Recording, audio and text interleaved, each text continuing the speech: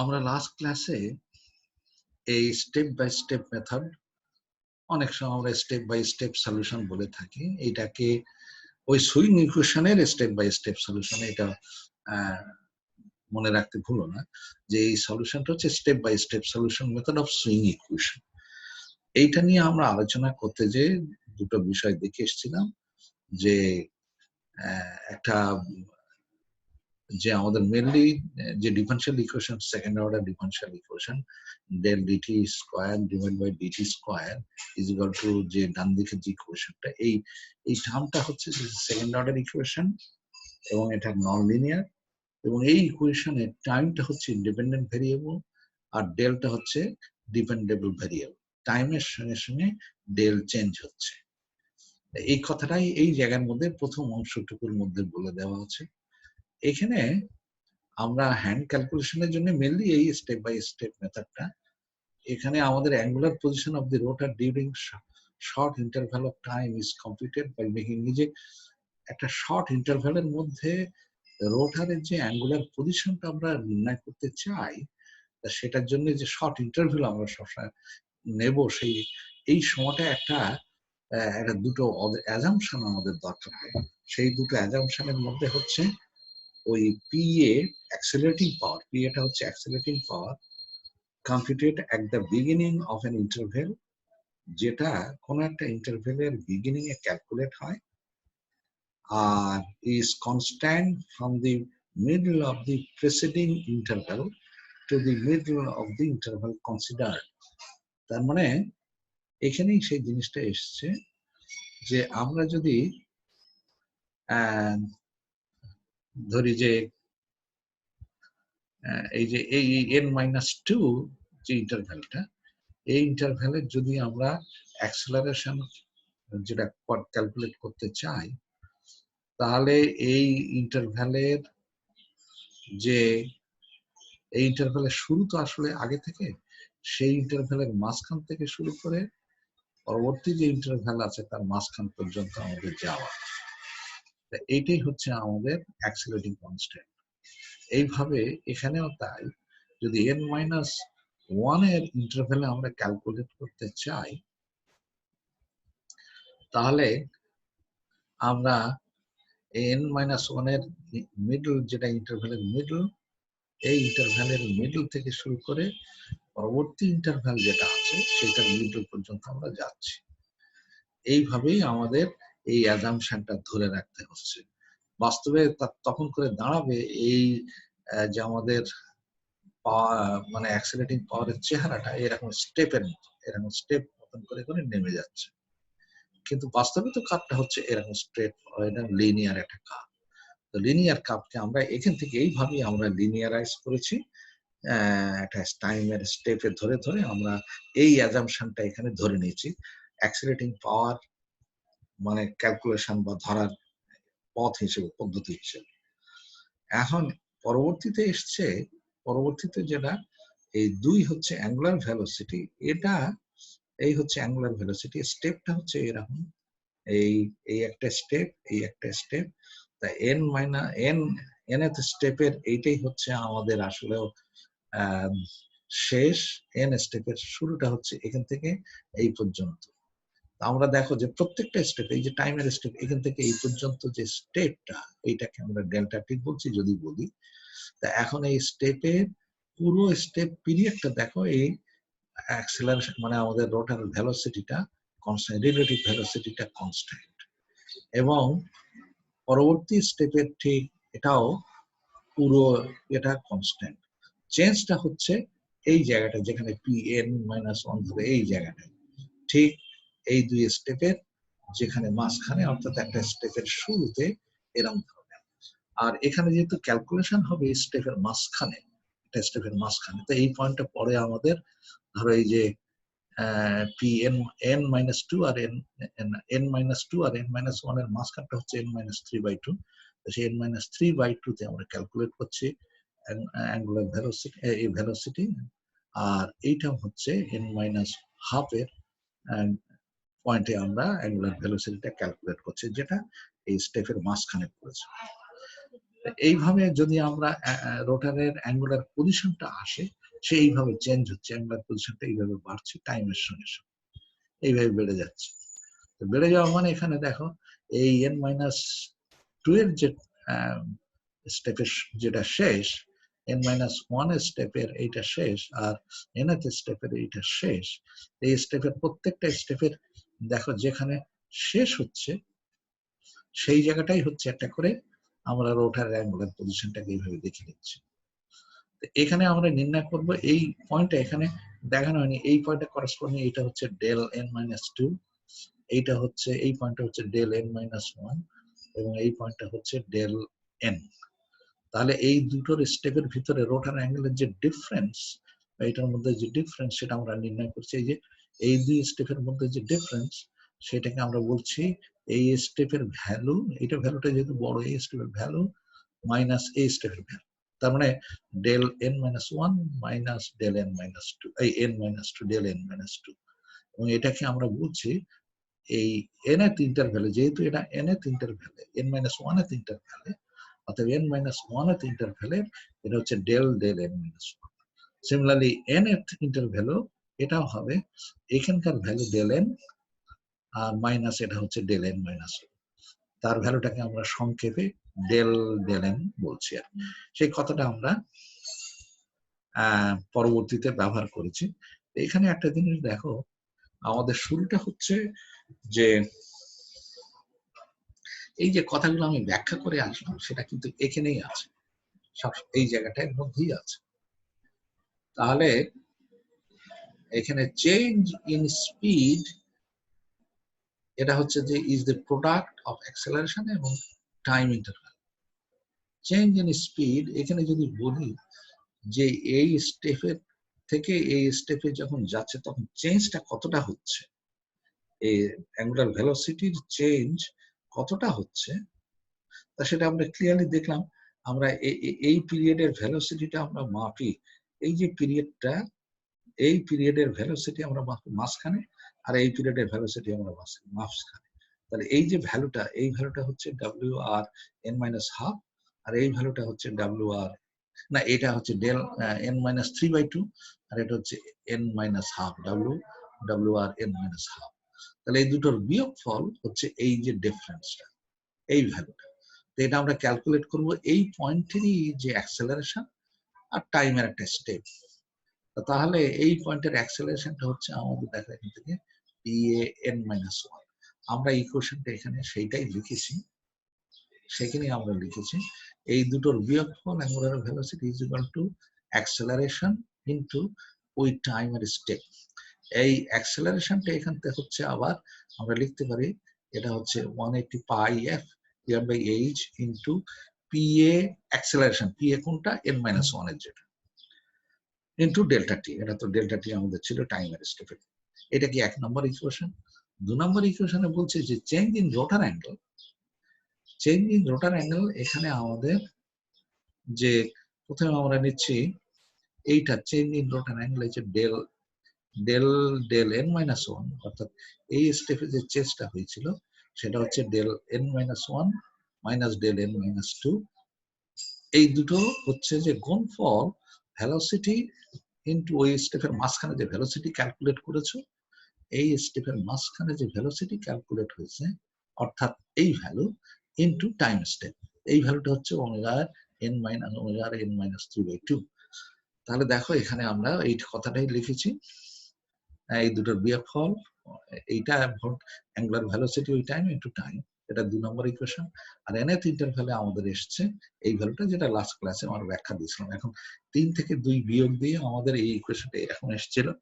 এই ভ্যালুটা আমরা 1 নম্বর ইকুয়েশন থেকে এই ভ্যালুর মান বসিয়েছি, সেই বসালে এই del n minus del n-1 is equal to delta t common নিয়ে এই ভ্যালুটা বসিয়ে দিয়েছি। এখান থেকে আমাদের এই del n is equal to delta del n, অর্থাৎ আগের স্টেপের যে change in rotor angle plus K into এইটা, কে এর ভ্যালুটা হচ্ছে এই ভ্যালুটা, এটাকে আমরা কনস্ট্যান্ট অ্যাক্সেলারেশন কনস্ট্যান্ট নামকরণ করেছি কে এর ভ্যালু। তাহলে আমাদের ডেল n যদি আমরা কোনো জায়গায় বার করতে চাই, মনে করে এই জায়গাটা আসে, আমরা এই জায়গাটা আসো, মনে করো এই ভ্যালুটা আমরা ক্যালকুলেট করতে চাচ্ছি, এই ভ্যালুতে ক্যালকুলেট করতে চাইলে এখানকার del n minus 1 মনে করো ক্যালকুলেট করতে চাই, তাহলে আগের স্টেপের value del n minus 2 plus এই চেঞ্জ ইন রোটার অ্যাঙ্গেল এইটা, তার মানে del n minus 1 is equal to del n minus 2 plus এই del 1 এইটা। বুঝতে পেরেছো? এইভাবেই আমরা এগোতে থাকবো অঙ্ক। আমরা দেখি আমাদের যে অঙ্ক একটা আছে, আমি এটা এক্সারসাইজ আমাদের স্টিভেনসন বইয়ের এটা করে দেওয়া আছে, এক্সারসাইজ 14-9, এটা তোমরা দেখে নিও, এটা খুব কঠিন কিছু না। আমরা এই জায়গাটা এই আপাতত স্টেডি স্টেট স্ট্যাবিলিটি যেটা, এইটা আমি পরে আলোচনা করব ক্লাসে, যদি টাইম আমাদের হয় তখন আমি এইটা ক্লাসে আলোচনা করব, অথবা এই অংশটুকু আমি বাদ দিয়ে দেবো আর কি। স্টেডি স্টেট স্ট্যাবিলিটি কি করে নির্ণয় করা হয়, আমাদের ট্রানজিয়েন্ট স্ট্যাবিলিটি নিয়ে কথা বলছি, যে স্টেডি স্টেট স্ট্যাবিলিটিটা কিরকম হবে সেটা আমরা ক্লাসের মধ্যে যেই আলোচনা করবো, এখানে আর লম্বা করতে চাচ্ছি না। আমি একটা অঙ্ক করাতে চাচ্ছি এখন। দেখো যে স্টেপ বাই স্টেপ সলিউশনের অঙ্ক, সেই অঙ্কটা এরকম ভাবে এসছে এখান থেকে আমাদের, এটা নাগরাথের বইয়ের অঙ্ক এসছে, এক্সাম্পল 12-2 চ্যাপ্টার 2 এর 10 নম্বর প্রবলেম। এটা আমরা প্রথমে দেখি। এরকম ধরনের একটা পাওয়ার সিস্টেম আছে, এরকম ধরনের একটা পাওয়ার সিস্টেমের প্রবলেম কিন্তু আমরা ইতিমধ্যে করে এসেছি। কি এর আমরা প্রথমে বার করে নিতে হবে এখান থেকে প্রিফল কন্ডিশনে এর পাওয়ার অ্যাঙ্গেল ইকুয়েশন কত, তারপরে ডিউরিং ফল্ট, এটা কিন্তু একটা ট্রান্সমিশন লাইনের ঠিক মাঝখানে ফল্ট হয়েছে, ডিউরিং ফল্ট পাওয়ার অ্যাঙ্গেল ইকুয়েশন কত হবে, আর আফটার ফল্ট ক্লিয়ারেন্স, দুই সাইডে ব্রেকার আছে, সেই ফল্ট ক্লিয়ারেন্সের পরে এই পাওয়ার অ্যাঙ্গেল ইকুয়েশন কত হবে। তা এইটা এখানে ক্যালকুলেট করেছে, তারপরে রোটার অ্যাঙ্গেল বার করেছে। অঙ্কটা হচ্ছে যে swing curve or calculate the rotor angle position, এটা হচ্ছে যে simultaneously opening by breaker at both ends of the line at 2.5 cycles এ আমাদের ফল্টটা ক্লিয়ার হবে। তার মানে আমরা চাচ্ছি এখানে রোটার অ্যাঙ্গেলের পজিশনটা ফল্ট হওয়ার 2.5 সাইকেল পরে আমাদের রোটার অ্যাঙ্গেল কত হবে, আর 6.25 সাইকেলস পরে রোটার অ্যাঙ্গেল কত হবে, এই জিনিসটা আমরা এখানে বার করতে বলেছে। বুঝতে পেরেছো? Also plot the swing curve, মানে rotor angle position over the period of 0.5 second if the fault is sustain. যদি ফল্ট ক্লিয়ার না হয় 0.5 সেকেন্ড পর্যন্ত চলে, তাহলে রোটার অ্যাঙ্গেল পজিশনের কি দশা হবে। অঙ্কটাকে ক্লিয়ারলি বুঝে নেওয়া আগে, আমরা এখানে অঙ্কটাকে দিয়েছে, আগে তারা প্রিফল কন্ডিশনের পাওয়ার অ্যাঙ্গেল ইকুয়েশন নির্ণয় করেছে, তারপরে ফল্ট কন্ডিশনে পাওয়ার অ্যাঙ্গেল ইকুয়েশন নির্ণয় করেছে, শেষে বেলা ফল্ট ক্লিয়ার হচ্ছে, এই দুই সাইডের এই ফল্টের এই লাইনের দুই সাইডে ব্রেকার আছে, ক্লিয়ার হয়ে যাচ্ছে। হ্যাঁ, তো ক্লিয়ার হওয়ার পরে আমাদের পাওয়ার অ্যাঙ্গেল ইকুয়েশনটা কত হচ্ছে এটা নির্ণয় করতে বলছে। আর থার্ড পয়েন্টটা হচ্ছে, যদি অর্থাৎ না, এখানে বলেছে ফল্ট যখন হলো সেই সময় রোটার অ্যাঙ্গেল কত, আরেকটা টাইম মাঝখানে দিয়েছে 6.5 সেকেন্ড। হ্যাঁ, ফল্ট হওয়ার ক্লিয়ার হওয়ার পরেও 6.5 সেকেন্ড যদি হয়, এটা আমাদের কথা হবে। আর ফাইনালি বলছে যে যদি ফল্টটা ক্লিয়ার না হয়ে সাস্টেইন করে, অর্থাৎ 0.5 সেকেন্ড পর্যন্ত ফল্টটা কন্টিনিউ করে, তাহলে আমাদের কি হবে রোটার অ্যাঙ্গেল।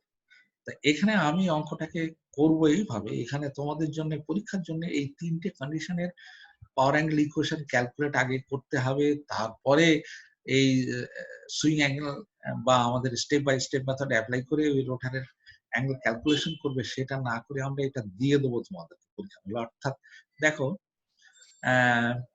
যেমন নাকি আমি এখানে বলে দিই, একটা তোমাদেরকে দেখাই, আমি যে দুটো প্রবলেম তোমাদের করতে দিয়েছি সেখানে কিভাবে অঙ্কগুলো করা আছে। পরীক্ষার সময় নর্মালি এইভাবে দেবো আর কি, যাতে করে প্রবলেমটা কম লাগে যায়। এই একটা প্রবলেম দেখো এখানে, এটা তো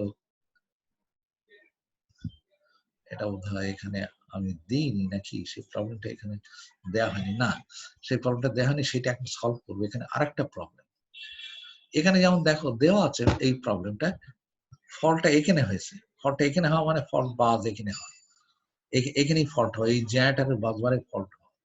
তখন দেখো যে এটা হচ্ছে প্রিফল্ট কন্ডিশন, অর্থাৎ ফল্ট যখন হয়নি তখন পাওয়ার এখান থেকে ইনফাইনাইট বাজে কত যাচ্ছিল তার ইকুয়েশনটা দিয়ে দিয়েছে, পাওয়ার অ্যাঙ্গেল ইকুয়েশন। এখানে এইসব কন্ডিশন দিয়েছে যে ডেলিভারি নর্মাল হেলদি কন্ডিশনে কত পাওয়ার সে ট্রান্সফার করছে এই জেনারেটর ইনফাইনাইট বাজে, সেসব কন্ডিশন দেওয়া আছে। সেখান থেকে এটা ক্যালকুলেট করে নেওয়া যাবে। আমরা আগে করে এসেছি 14.3-এ যেরকম ভাবে 14.3 এক্সাম্পল, হ্যাঁ, স্টিভেনসন বইয়ের, সেখান থেকে এটা ক্যালকুলেট করা হয়েছে। তা আমি সরাসরি ভ্যালুটা দিয়ে দিচ্ছি। আর যদি ফল্ট এখানে হয়, যেটা হয়েছে very close to this generator terminal, এই যে এটা তো জেনারেটরের টার্মিনাল, এখানে ট্রান্সফরমার মানে এখানেও একই কথা। যদি এখানে ফল্ট হয়, এই ফল্ট হওয়া মানে এই বাজে ফল্ট হয়, এই বাজে ফল্ট হলে এই বাজের ভোল্টেজ জিরো, তার মানে এইখানকার পাওয়ার ট্রান্সফার এই দিক থেকে এই দিকে টোটাল জিরো হয়ে গেছে। তো এই ডিউরিং ফল্ট হচ্ছে জিরো। আমি যে প্রবলেমটা এখন আলোচনা করবো সেটা একটু ভিন্ন রকমের, জিরো হবে না। আর যদি পাওয়ার ফল্ট ক্লিয়ার হয়ে যায়, এই দুই ব্রেকার দিয়ে ফল্টটা ক্লিয়ার করানো হয়, তখন আমাদের পাওয়ার অ্যাঙ্গেল ইকুয়েশনটা এইটা আর এটা আমরা ক্যালকুলেট এই অঙ্কে করে নিয়েছে। আমি ওই ভ্যালুগুলো সরাসরি দিয়ে দেবো এখানে তোমাদের জন্য। এটা দেখো, আমি এই প্রবলেমটা আসি, এই সেই প্রবলেম। তো এখানে যেভাবে আমরা 14.3 সলভ করে এসেছিলাম সেইভাবে প্রথমে সলভ করে এসে প্রথমে ডিউরিং ফল্ট প্রিফল্ট কন্ডিশনে দেখো এই এক্স এর মান, পুরো এক্স এর মান বার করে নিয়েছে। তারপরে ই টু দি পাওয়ার এই ভ্যালুটা আমরা বোধহয় আগে বার করে নিয়ে এসেছি, যে ইন্টারনাল ভোল্টেজের মান কত সেটা আমরা বার করে নিয়ে এসেছি। এই এখানে দেখো, এখানে কোশ্চেনই বলে দেওয়া আছে প্রবলেমে। প্রিফল্ট কন্ডিশনে দেখো একেবারে জেনারেটরের সোর্স থেকে এই এখান থেকে এটা হচ্ছে জেনারেটরের মাথার এই জায়গাটা হচ্ছে, টোটাল রিঅ্যাক্ট্যান্সটা হচ্ছে আমাদের এখানে। এটাকে যদি ভেঙে ফেলো এরাম আকার নেয়, তাহলে এইটা হচ্ছে আমাদের এই যে সেই পয়েন্টটা, এই বাসটাকে এরাম আকার নিল। আর এই 0.1 এখানে গেল, এই 0.1 এই সাইডে গেলে আমরা বার করছি বিটুইন এই বাজের ভোল্টেজ, এই between reactance between this two point, যেটাকে x12 বলছি, এই সেই x12। ঠিক আছে? তো তাহলে এখন 1 নম্বর থেকে 2 নম্বর বাজ, যেটা হচ্ছে ইনফাইনাইট বাজ, পাওয়ার ট্রান্সফরমারের মাঝখানে রিঅ্যাক্ট্যান্সটা হচ্ছে x12। এটা তারা ক্যালকুলেট করেছে এইসব ফর্মুলা ভেঙে, এই যে স্টারকে ভেঙে ডেল্টা করে নিয়েছে। ডেল্টা করলে x12 হবে, সেইভাবে করে নিয়েছে। অঙ্কটা এখানে দেখানো হয়েছে। আমি এইটা না করে দেখো এই অঙ্কটা করা হয়েছে, এইসব করে ভোল্টেজটাকে আমরা ইন্টারনাল ভোল্টেজটা কোশ্চেনে বলে দেওয়া ছিল, ই প্রাইমের মান ইন্টারনাল ভোল্টেজ আমাদের জেনারেটরের মান দেওয়া ছিল, ইনফাইনাইট বাজের ভোল্টেজ দেওয়া ছিল, এই টোটাল রিঅ্যাক্ট্যান্স x12 যেটা আসলো, হ্যাঁ x12 সেই ভ্যালুটা এইটা, এই আমাদের sign delta zero, sign delta zero না, এটা ইকুয়েশনটা সাইন ডেল্টা বলা উচিত। তো সেটা হচ্ছে 2.44 সাইন ডেল্টা এটা হবে আর কি আসলে। আর যদি ডেল জিরো বসাও তাহলে আমাদের এই যে দেখো এই ভ্যালুটা এরম ধরে, এরা বলে দিচ্ছে এই ইকুয়েশনটা এখানে লেখা আমার একটু ভুল আছে। আমি দেব তোমাদেরকে পি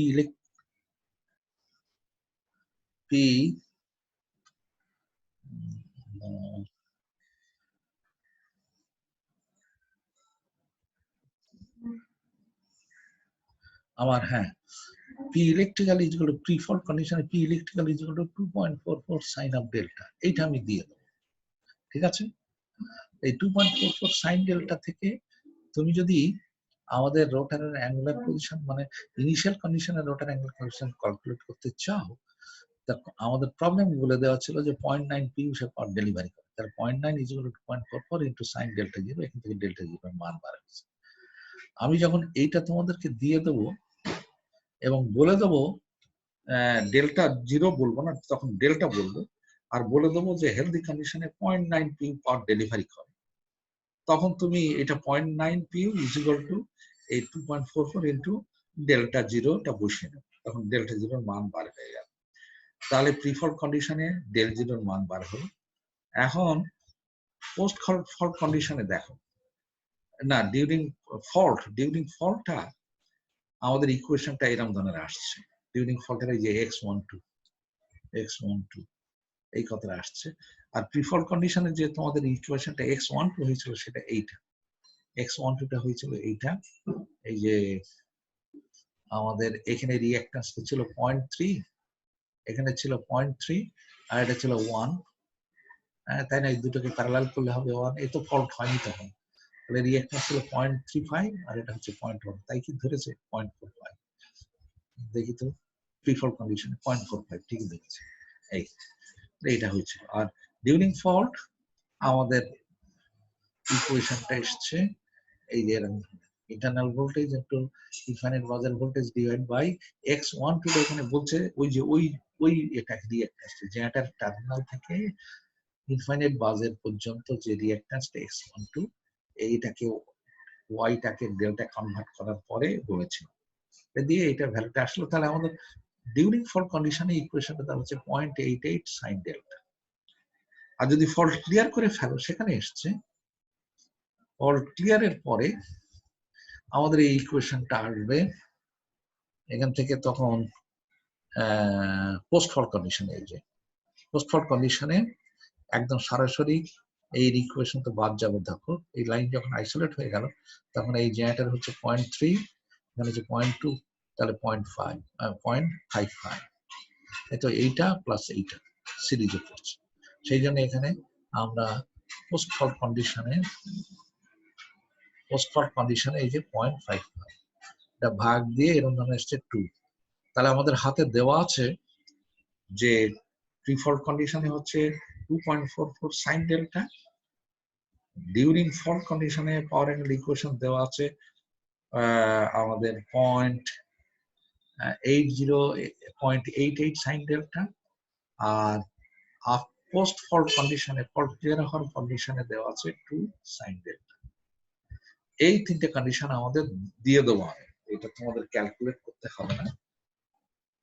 আমাদের এখন প্রথমে আসে যে যদি ফল্টটা এই যে কোশ্চেনে বলেছিল 0.25 সাইকেলসে ক্লিয়ার হবে, ফল্ট হওয়ার পরে 0.25 সাইকেলসে ফল্টটা ক্লিয়ার হবে, সে কথা এখানে কোশ্চেনে বলে দিয়েছিল যে ফল্টটা ক্লিয়ার হচ্ছে 0.25 সাইকেলসে ফল্ট হওয়ার পরে, 1 নম্বর পার্টে। 2 নম্বর পার্টে হচ্ছে ফল্টটা ক্লিয়ার হচ্ছে 6.25 সাইকেলস পরে, আর এটা কিন্তু 50 হার্টজের সিস্টেম, সুতরাং সেকেন্ডে টাইম আমরা বার করে নেবো টিটা ভ্যালুটা। আর লাস্ট পার্টটা হচ্ছে 0.5 সেকেন্ডে ফল্ট পর্যন্ত চলবে আর কি, এর মধ্যেও আমরা ক্লিয়ার করবো না, হয়তো এর পরে যে ক্লিয়ার অঙ্কটা করার স্বার্থে, যদি বাস্তবে কোনোদিন এতদিন পর্যন্ত রাখা হবে না ফল্ট সিস্টেমে, তাহলে টোটালি আনস্টেবল হবে। আমি অঙ্কটাকে শুরু করেছি কি করে দেখো।